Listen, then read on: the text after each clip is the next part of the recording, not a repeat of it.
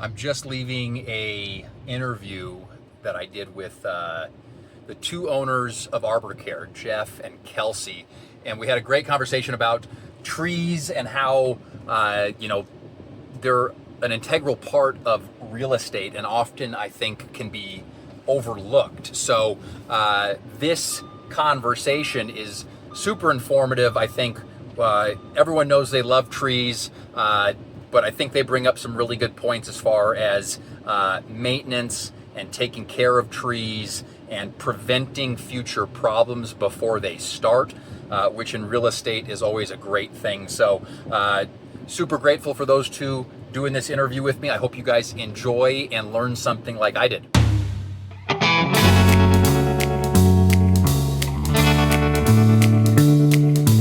I've got Jeff and Kelsey from ArborCare here, and you and I have known each other for a while now. Yep. But you guys recently took over ArborCare and have both been at ArborCare for a while. Do you just want to real quick talk about that transition? What's played out the last, what's it been, about a year or so?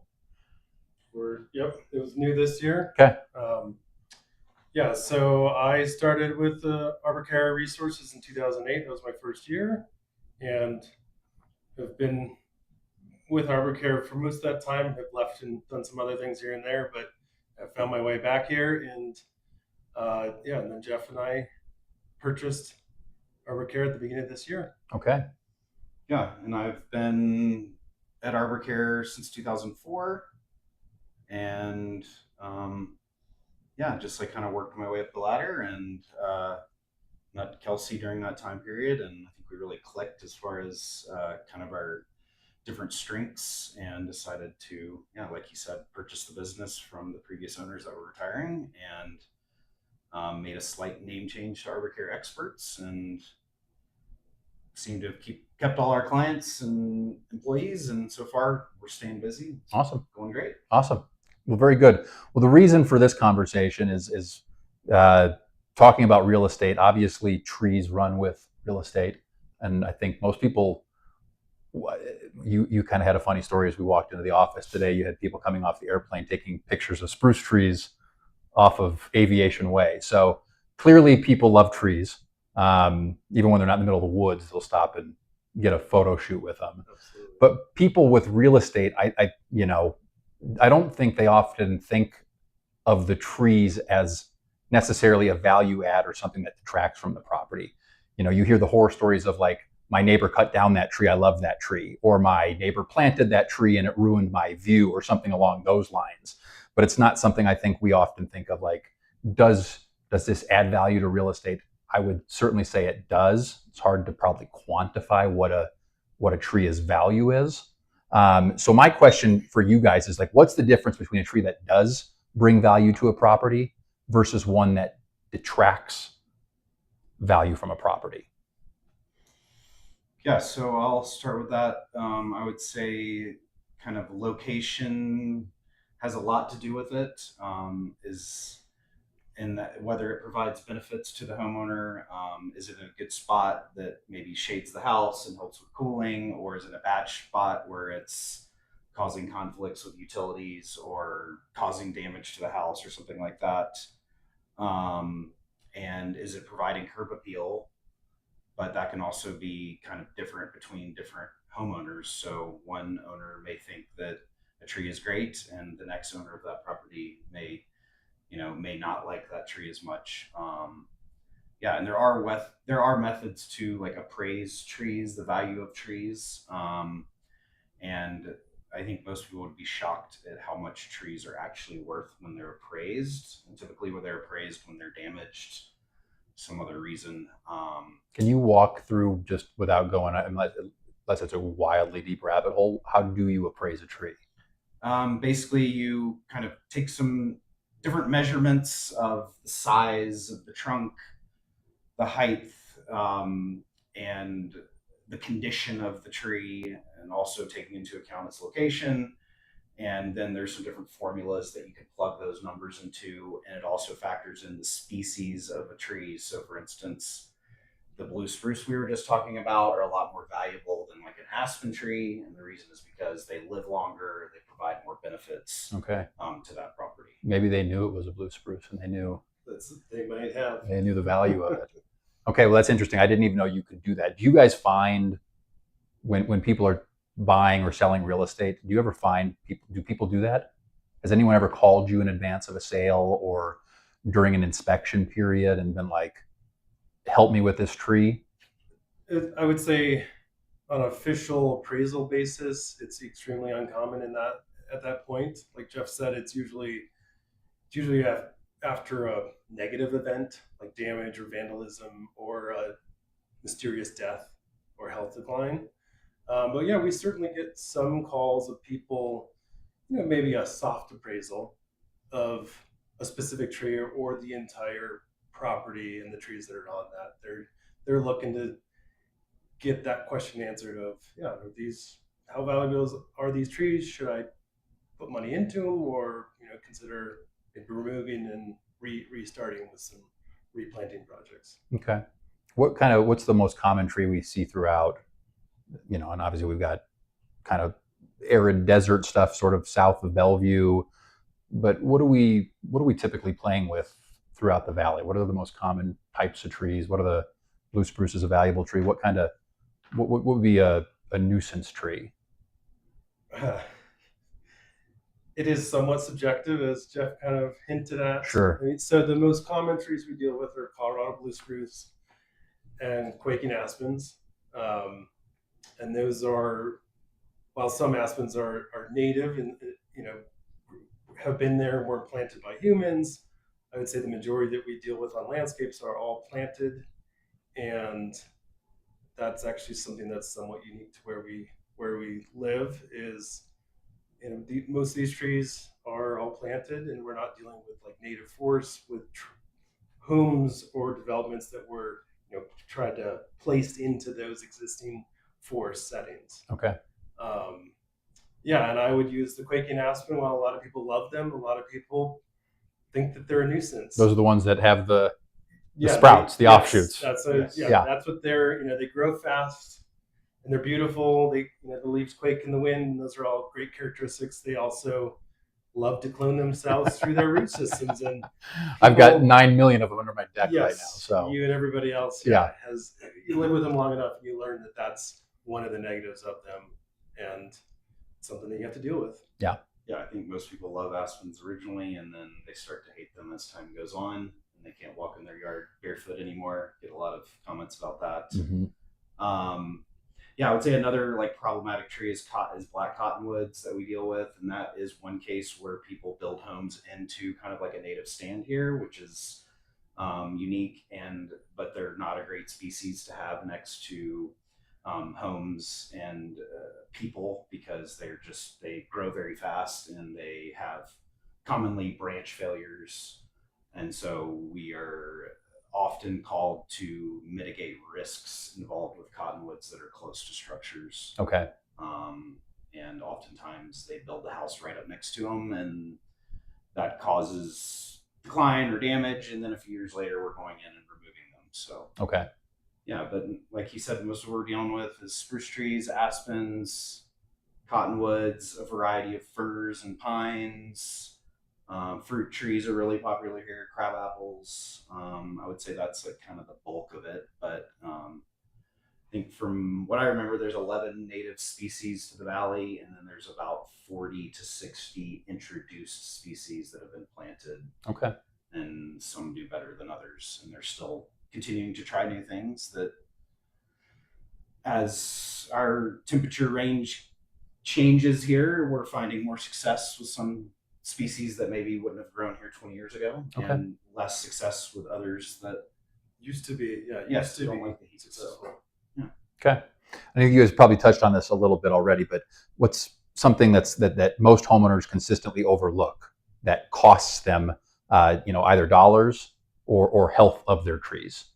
I do feel like it's sort of an afterthought on the tree side of things, and it's not an issue till it's an issue. Couldn't agree more. And yeah, I'd say number one on my list is that trees grow. Which, like most people, they're like, yeah, that's obvious. Yeah.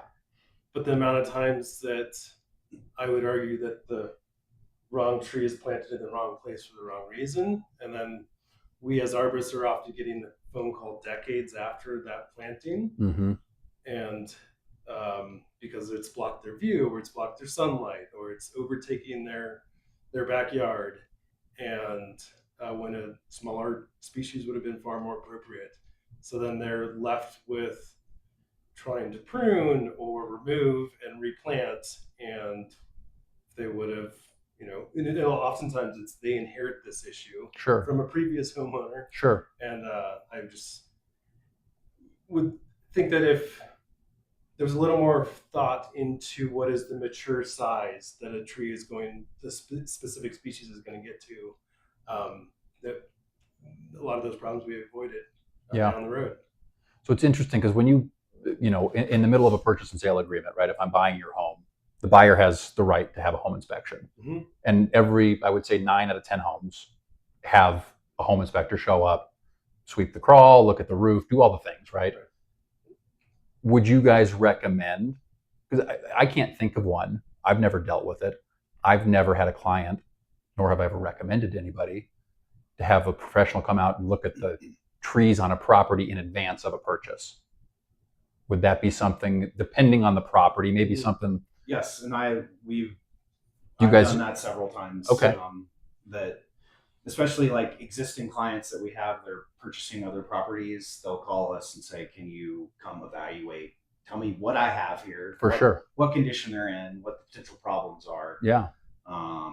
And yeah, then that helps them know what they're getting into, I guess, more or less. For sure. Um, Am I inheriting a problem, a big problem, structural issues, yes, things like that, potentially? Kind of depending on where it's piggyback planted. on what Kelsey said, as far as like what one thing that's costly is like that homeowners don't think about is like installing trees properly is like one of the most important things that gets overlooked. They're looking more at the price and how, I guess, more cheaply I can get it done. And it's one of the more important parts to the success of a tree long term.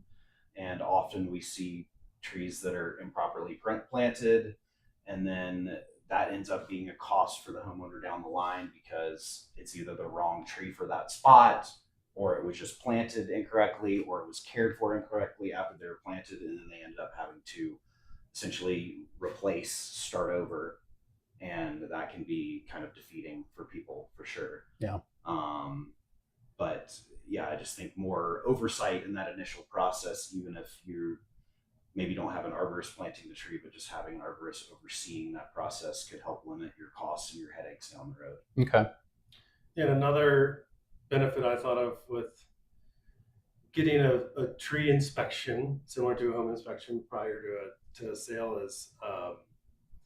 is it can help you determine how high maintenance or not a property is. Yeah. A lot of work can get into showing a property to get it ready for sale on the inside of the house, the outside of the house, but also the yard. A lot of work can go into getting it to look great during that process. People might be surprised what it takes to maintain that. Yeah. Down the road, and I think that can be a helpful piece of the puzzle too. That can be either end of the spectrum or across the spectrum of like, oh, this is going to be low maintenance, shouldn't be a lot of work, or yeah, it's going to take a lot. If you love the landscape the way it is and these trees, you plan to put a lot of money and or time into that to maintain it that way. And we obviously live in a valley where there's the people that have absolute means to do so. Totally. Yeah. Or their personal desire to do it. Right. Some people love gardening. Some people love pruning their own trees, and that's what they want to spend their spare time doing. Other people don't. I want to see it and not think about it. Yeah, and some people want to live in a forest, a mountain cabin type scenario, and other people want a perfect suburb type landscape, and both could be managed in different ways. The same trees can be managed in different ways, but like Kelsey's saying, if they're showing up and they're like, oh, I like it this way, that could be like thousands of dollars of maintenance to keep it that way. Or you could kind of let it, grow more wild, and which is also a personal preference, I think. And yeah, we have clients of that whole spectrum that, from, we need you there once a week to dial it in, or I'll call you when when something. When a tree falls on my house. Exactly. That's when you're going to hear from me. Yes. Yep. I have a problem, guys. Yes. Yeah.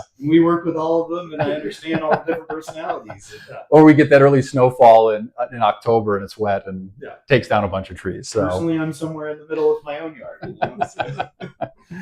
All right, perfect. Do we answer that question, you think, pretty Yeah. full? I think that's, again, it's just something I just hadn't really given much thought to, and I think it's an integral part of a property. And like you guys said, it can be nothing or it could be quite extensive. So, all right. So if someone's buying a property with mature trees, what are they looking for? You know, go back to that inspection period. If you guys were to show up on a property, what is it that you guys are, you know, eyeballing here? I would say the most common things would be like general health, and then maybe risk. You know, are there trees that are a higher risk factor? Like that's probably the most basic thing that people are looking for. Again, do we have a problem on our hands like right now that maybe even could be negotiated in the sale of the property? Or again, at least you know what you're getting into when and if the sale goes through. Yeah, I mean, and then I already said it, but like kind of the maintenance thing, I try to give people an idea when I have done tree inspections in that scenario, just so that they kind of know what they're getting into. But yeah, my personal experience is generally they're just looking for broad strokes, not specifics, because they want to talk specifics after the deal's gone through, but just want to generally know, kind of what they're getting into. Yeah. Problem, not problem. Yeah, I would agree. Health and tree risk plays a lot in that. Myself and Kelsey, we're both tree risk assessment qualified. We do a lot of tree risk assessments.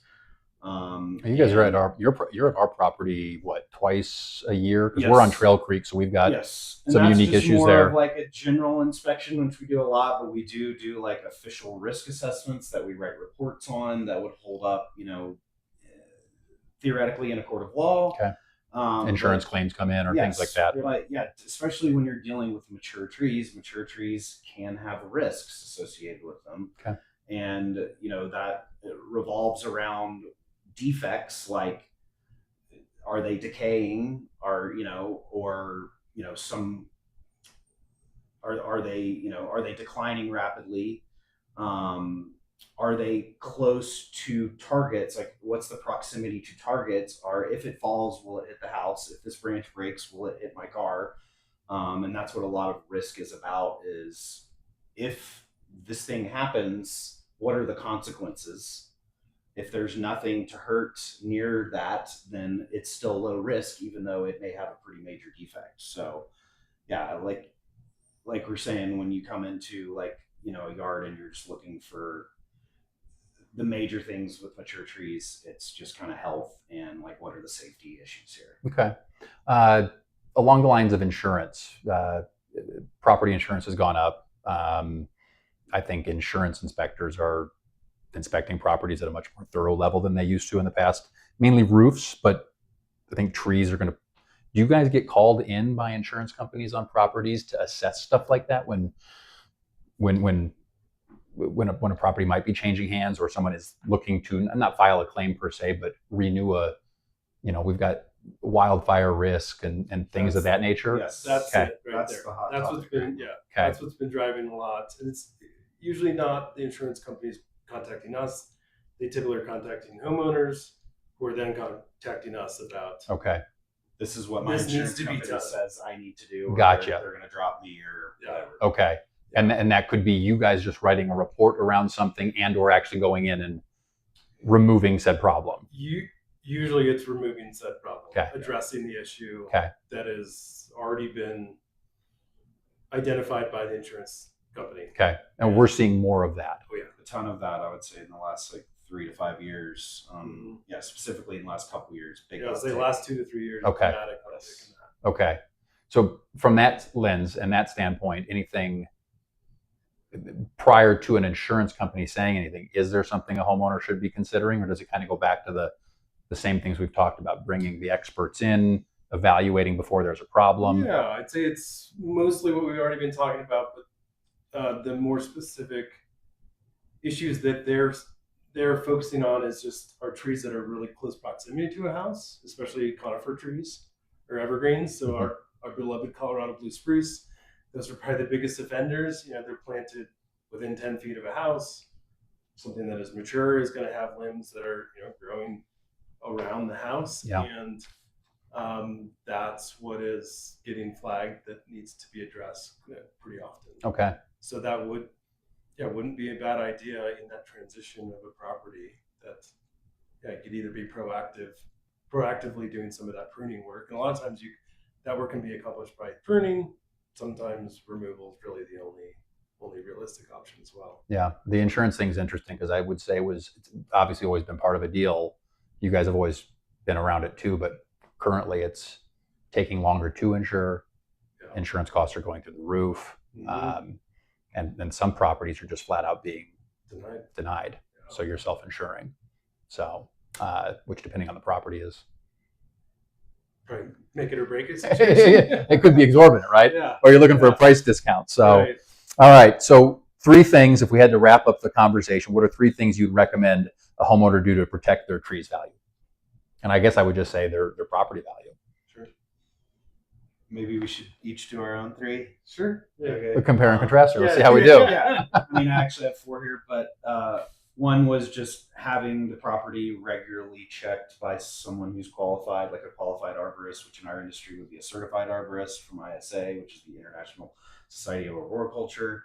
And I just think at least once a year, just having things checked, ensuring your property and your trees have adequate irrigation. That's something we commonly see. We see overwatering too, but we see a lot of old irrigation systems that need to be upgraded for the trees that are now expanded root zones. And now that we're getting more periods of drought, it's just important to make sure that they're getting good water during like the really hot summer months. Protecting the root zones and trunks of trees from damage is another thing that we commonly see, whether that's compaction from driving equipment or the lawnmower guy bumping the trunk of the tree with the weed whip or the mower is a common issue we see, and that's like a big deal because it's the main, you know, it's like your neck, and you have a pretty significant neck wound. You're not going to live a pretty good life. So that's a fair point. So yeah, I think like protecting the roots and the trunk is critical for, you know, long-term health of trees, and that's kind of that's a proactive approach. And the last thing would be just like not over pruning trees. That tends to be, I think, based on different customers' personalities. Some people like things shaped more aggressively, and it's not necessarily healthy for trees long term. And also people want views here, and that's common, but often the solution is removing the tree rather than cutting it in half. So yeah, that would be my 3 things. Okay. 4 things. 4 things. He cheated. Yeah. Yeah. You got to go for 5 now. I know. I stuck to 3. It wasn't easy. It's going to sound a bit repetitive. Well, I think that's probably good. It means That is a something. good thing. Yeah. So I also said, yeah, regular inspections by a certified arborist, or just, yeah, somebody who is knowledgeable about trees, which, yeah, recommend certified arborist, but not necessarily required. And I'm fully on board with annually I think is a good timeline to get your property, your trees inspected. And then also ongoing irrigation checks. The irrigation needs change as the landscape and your trees grow. Sure. But then also on top of that, especially during the heat of summer, like making sure it's actually on or we're working, every zone is functioning, every head is functioning.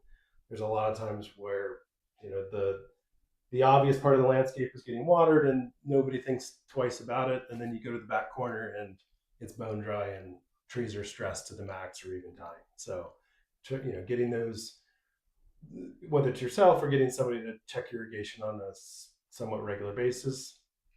And then a little bit different, but related to pruning, I just said young tree pruning. So when the trees are on the younger side, structural pruning with structure in mind you can spend 5 minutes on a tree when it's been in the ground for 5 years and it can set that tree up for success rather than we often get the call decades after the fact, and we're trying to make pruning cuts that are 10 inches in diameter, or in it's unhealthy at that point to actually make those type of pruning cuts, and we just kind of have to deal with what we got. So yeah, doing pruning when trees are young, doing it early, and then sort of somewhat ongoing as well. Okay. All right. So I grew up outside of Chicago, and there was a story, I don't know how old I was, but Mr. T, I grew up in Highland Park. He bought a house in Lake Forest. This became like, I think, a national story. He bought a property, lived there, and Highland Park, Lake Forest, it's on Lake Michigan, very well treed, a lot of mature trees. He came in and just cleared everything. And the neighbors were beyond livid. They were like, these were gorgeous mature trees. So like that was a story growing up. What's one of the crazier or weirder things that you guys have seen in our valley here? Are there any horror stories? Any in the valley here? What's a wild Sun Valley tree story? Several times over my career here, I've seen trees painted with green spray paint to make them look alive. I like that. Yeah. I'll go home and try that. Yeah. And you can come inspect me. And this one, like, that's a weird green color. And you get up closer and you're like, that's spray paint. Okay. Yeah.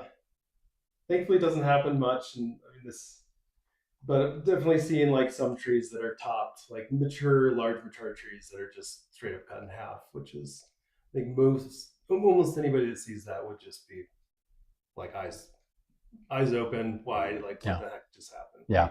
What are you doing here? As opposed to just pulling tree, removing it, preserving it. Yes. Right. Yeah. Sometimes there's a reason to do that, but yeah, that's when removal and replacing is the right move. Okay. Not just cutting in half. Yes. Okay. All right. Do we cover everything? I think so. All right. Yeah, it was great. All right. Appreciate this. This was, I think, again, something that I hadn't given a ton of thought to and was informative. So appreciate the information. Yeah, no, this is great. I think trees in real estate have a lot of interaction with each other that we don't realize. A lot of it's subliminal. When you drive up to a house, you're like, oh, I love the trees. Totally. Right. And I ain't realizing that everyone is different, that the next person that drives up to the house may hate those trees. Might go, ooh, I hate these trees. That's what I tend to advise. It's subjective, people. right? When they're selling their house, it's like, don't do too much that you think the new owner is going to like. Yes. The new owner may not like that. They might want to come in and start fresh. Yeah, for sure. Yeah, my pink house is not your pink house. Yes. Okay. All right, boys. I appreciate the time. Thank you. Thank you. Yep.